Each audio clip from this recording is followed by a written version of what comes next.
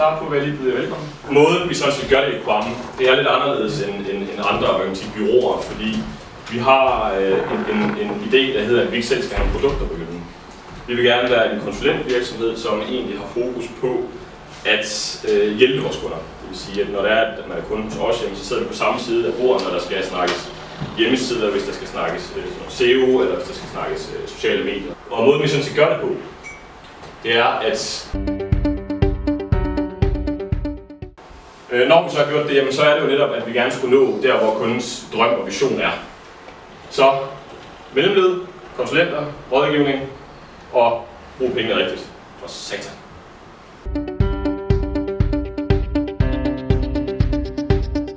Kort mig.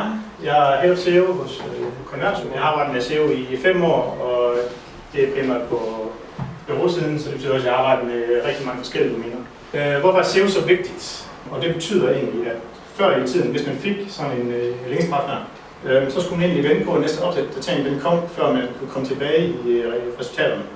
Jeg har lidt spørgsmål. Straffen er simpelthen, at du ikke dukker op i sådan. Straffen er typisk, at man bliver straffet med et vist antal placeringer. Så man kan f.eks. straffe med 100 placeringer, hvis du lå nummer 1 før, så kan du komme til at lægge nummer 100 af det.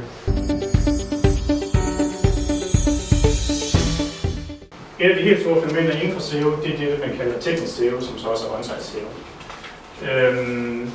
Teknisk SEO det er rigtig vigtigt, fordi at, det handler ligesom om at have et godt fundament. Hvordan kommer man så selv i gang med teknisk SEO?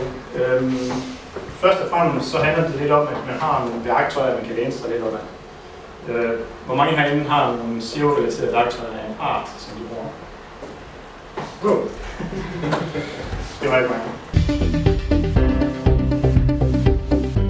Jeg har givet mig selv lov til lige at runde lidt af på det her. Og en af de ting, som jeg ofte er ude for, når jeg snakker med kunderne, det er det her med, om der findes dårlig SEO.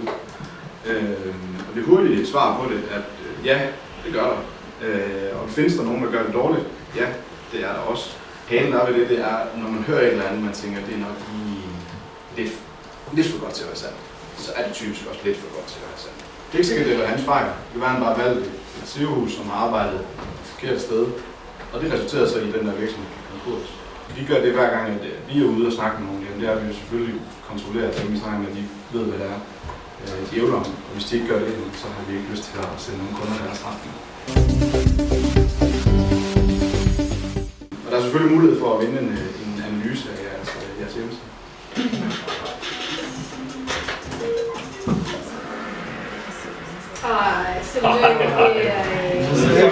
Tak for i dag. Jeg håber, I hygger jer. Jeg håber, I har fået en del med herfra. Jeg håber ikke, det var for nørdet eller for nemt, eller hvad man skal sige. Jeg synes personligt i hvert fald, at vi fik nogle gode ting med herfra.